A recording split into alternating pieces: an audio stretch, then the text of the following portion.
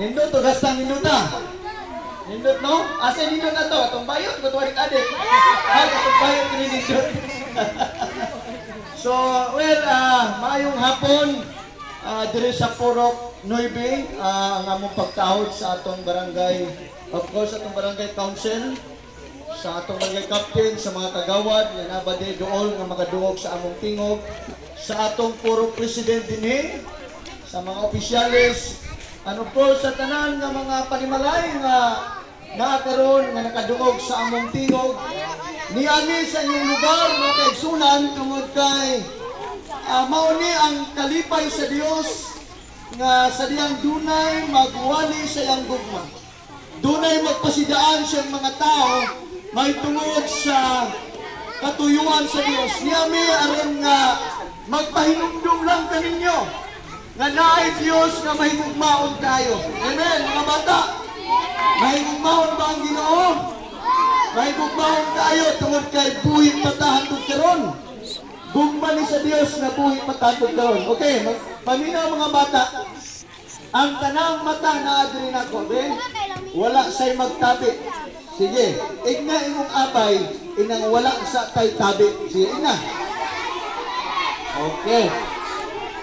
Ang makita nako karon nga magtabi, akong pasayawon dinusto nga. Nindot to. Okay, isa gila ko sa iyo dire. Nawa. Okay, wala siya magsaba. Tugutin ninyo si Kuya nga mag-share sa Word of God. Haya din ta mangaon. Okay. Isa gigutom na. Okay, mangaon taon niya. Okay. Okay, gamay nga kamingaw. Mga ginikanan, salamat sa mga ginikanan na dinhi. And of course, sa ato sa mga host dinhi sa Tiwalan.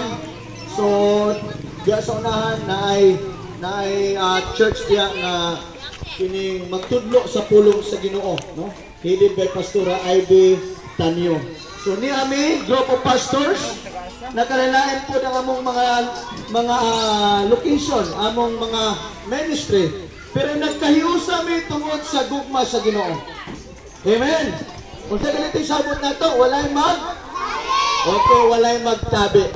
So tugutin ko nga mag-share ninyo sa gugma sa Dios. So atong nakita din unsay galing ipangita ato ni Kuya katong galing ko din unsay ang ipangita?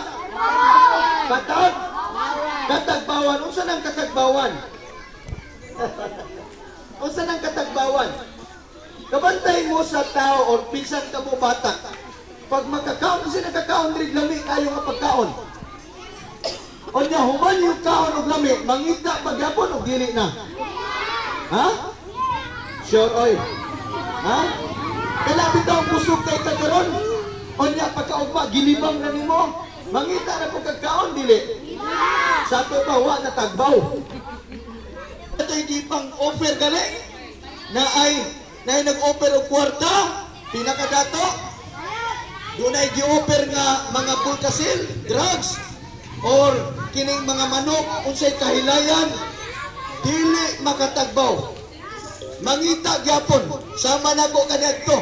Paminaw mo. Sama na ko kanadto muna akong short na testimony. Ang akong kalipay kanadto nga makasayaw lang ko og makainom. Mo man ay bisyo kay nako sa una. Kay performing arts man ko sa Cagayan de Oro, usa ko nga nag-back up og mga artista sa Cagayan de Oro. Usa-usab ko ka choreographer sa pagtudlo og mga sayaw. So nga akong kinabuhi sa una naa sa mga bar, naa sa mga socializing. Pagkalipay lang o pag-inom, halos magbuntagan og inom. Kaya paminaw na ko, di ako matagbaw, di ako malipay.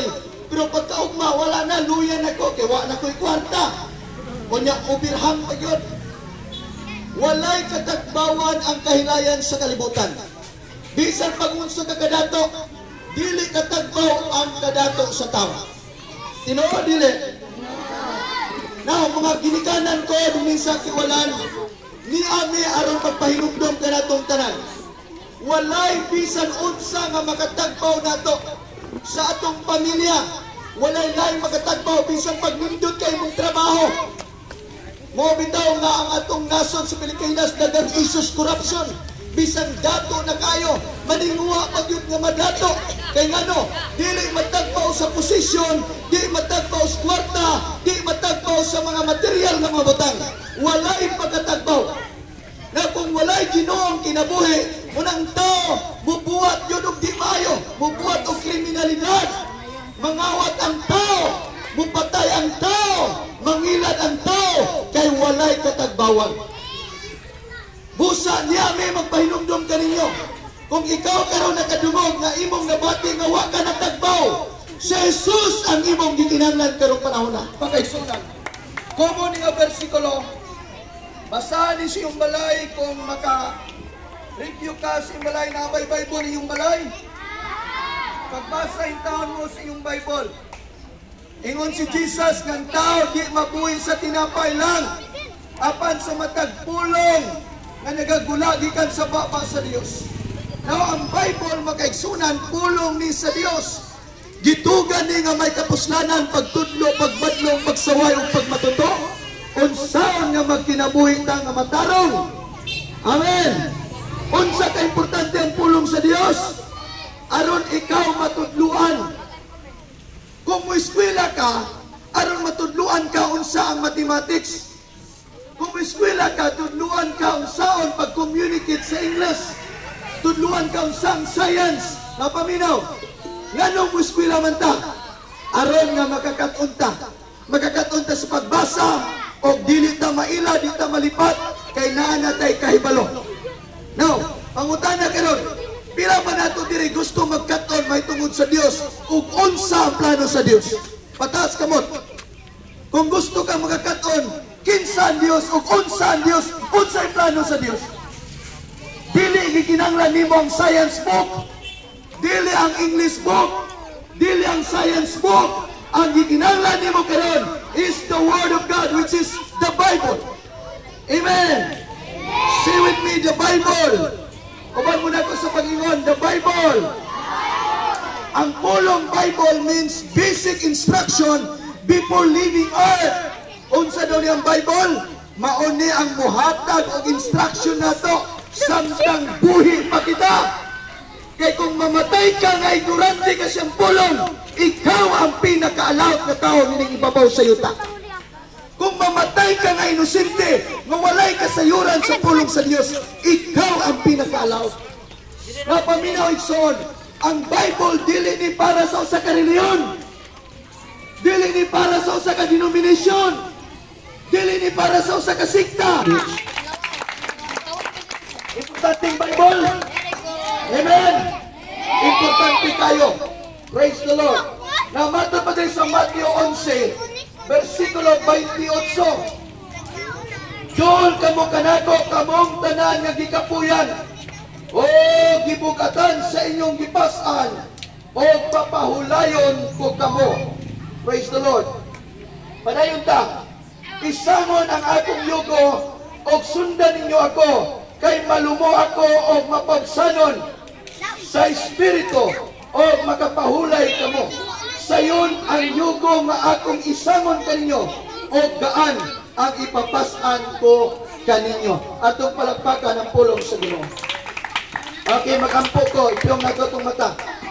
Katagbawan. Napaminaw. Mga bata. Kung sa tayo itong sabot, ang dili mo tanaw din eh. Ha? Kini pasayawan na ito ni. Taniyo, kini mo sayaw. Kung sa tayo sabot na to, oh, bawal magtabi. Sige. Kaya mga una din taron. Mga kabataan, mga ginikanan, hinumduman na to kanunay matag adlaw. Ayaw kalimot nga naay Dios nga mahigugmaon kayo. Mito ba ta nga higugma ta sa Dios? Ha? Ang tao raman may wa na higugma sa Dios.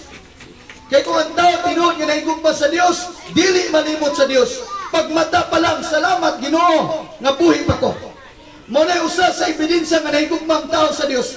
Mga bata, kinsa na ito di kabalo ng wampo. Nga makamata, pagmata nimo, magpasalamat ka. Pag matulog ka, magpasalamat ka sa Ginoo. Amen? Now, dunay imbitasyon si Kristo. Unsa imbitasyon ni Kristo? Ingon siya, doon mo kanako, kamong nabugatan, o gikapuyan. Unsa may pasabot ni Kristo? Kinsa ba ang mga tao na iyang giimbitar? Mga tao nga way katagbawan, mga tao nabugatan. Unsa ba nga kabugat? Napaminaw, dunay mga tao karon naglibog na, mabag-o pa ba ka ilang kinabuhi. Mga tao ay kapahulayan nga naman ang ilang giunahuna perminte. Unsay kanon, unsay akong ipa-eskwela sa akong mga anak, unsa na pud kaya akong itrabahon, unsa na pud kaya akong inegosyo na pordoy na makaha. Dunay dagang kabalaka ang tao. Unsa na kay may tabo sa akong kaugmaon, sa akong mga anak. Grabe nga kabugat tungod kay naa sa ilang unahuna nga din dagang kay pangandoy nga din di pa nila kaya abuton, pugso nila abot. Munang tao makaigsunan dili makaalagad sa Dios tungod kay napokus sila sa ilang kaugalingong pangandoy. Now, paminaw, akong pagdasig kanimo karon, ang pinakamayong butang imong buhaton una ang Dios sa pagpangita, una ang Dios sa pag-alagad.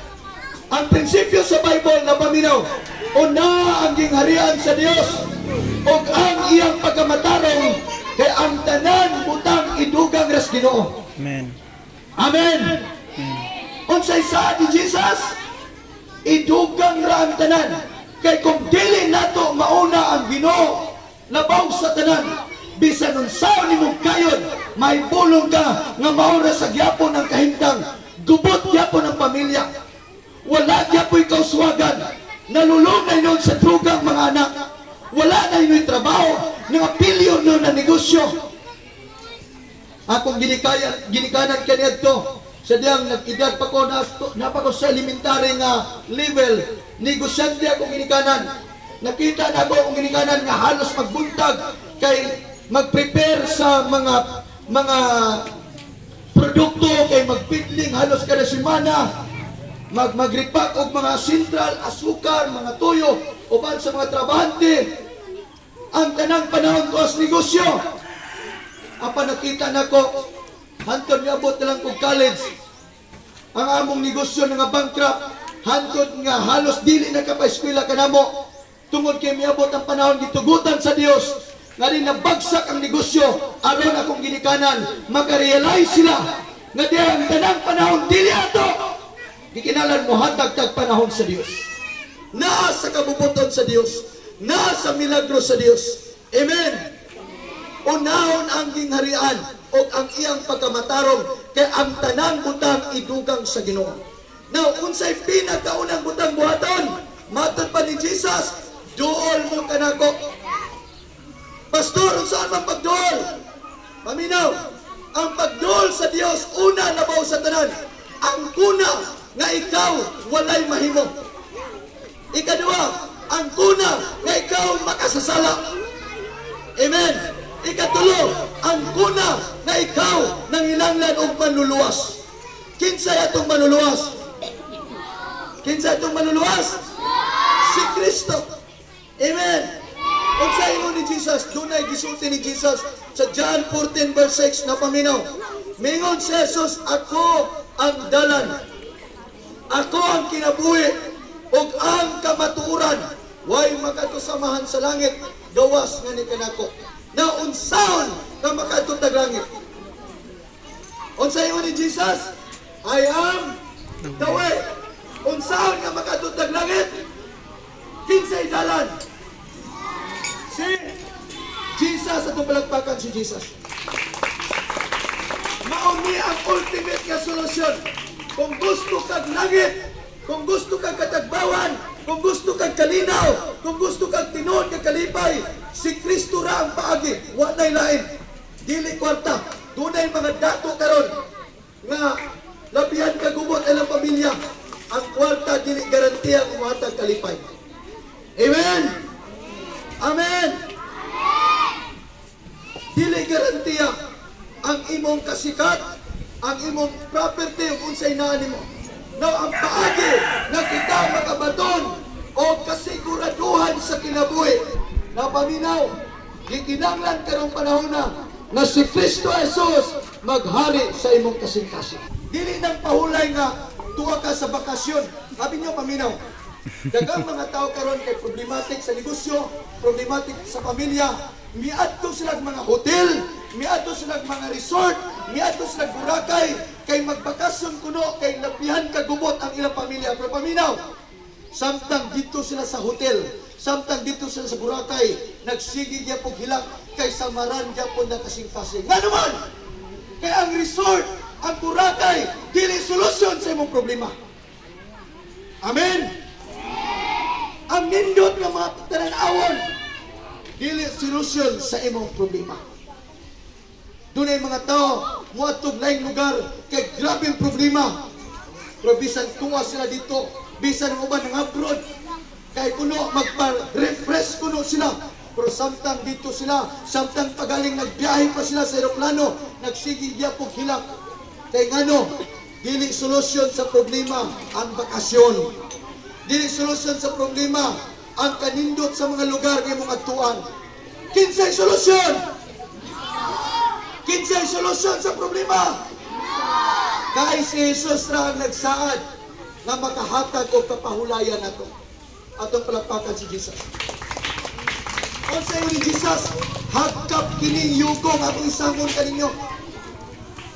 O makakaton kita diya kaniya. O makapahulay kita. Napaminaw, dili po't pasabot nga kung ikaw nangalaga na Ginoo way pagsulay. Napaminaw, ang nakanindot kay kung naakas Ginoo, di man ta exempted sa mga pagsulay. Pero nakanindot kay naay kaalam ang Dios ihatag kanato. Unsaan nga kita maka-overcome sa mga pagsulay. Amen. Ang kanindot sa Ginoo nga kung naay pagsulay nimo, ang pagsulay nga imong masinati, i-turn na sa Ginoo into good in your behalf. Ang pagsulay sa mga Kristohanon, kung musalig kagyapon sa Ginoo, kanang ang pagsulay, tagaan sa Ginoo pabor, nga kanang ang pagsulay, motor na into promotion, nga kanang ang pagsulay, motor na into open doors. Amen! Ngayon na kanindot yun si Jesus, nga ang iyang yugo hagkap o makakaton kaniya. Kay kung naay pagsulay, damor ka hinuol mo salig sa Ginoo. Kay kung wala kay Kristo sa imong kinabuhi, kung doon ay pagsulay, muna na yung mga tao nga maghikog na lang. Muna na yung mga tao nga magbulag na lang sila. Kay guwa na kuno kasabot silang pamuyo. Muna na yung mga ginikanan nga ilang mga anak, di na nila pa-eskwelahon, kay guwa na kasabot silang pamuyo. Na yung mga ginikanan nga pasagda na lang nila ang ilang mga anak, kay guwa kasabot silang pamuyo. Iksoon, igala ko, ako muhatag pagdasig ka nimo nang inanglan ka ni Kristo Jesus. Amen. Si Kristo Jesus ang makahatag og katagbawan. Siyang makahatag og kapahulayan. Bugat pa tayo imong gihambing karon nganuman kay nakay balatian. Ang imong huna-huna ang makatambal sa imong balatian. Ang mga butang ng maka or sintisan kun kinsa doktor baka ang imong gisaligan. Ang imo bakang maintenance imong gisaligan. Apan kung dili na panalanginan sa Ginoo, kana nga balatian ikamatay gyapon na nimo. Mga kaigsunan ko, kung ikaw karon mihambing ka sa balatian, ako musulti nimo na ay nagsaad og kaayuhan. 1 Peter 2 verse 24. Ingon nga dala ni Kristo ang tanan natong sala dito sa cross. Siya namatay tungod ag-alang kanato. Og miingon ang pulong sa Dios og naghatag og kaayuhan kanato.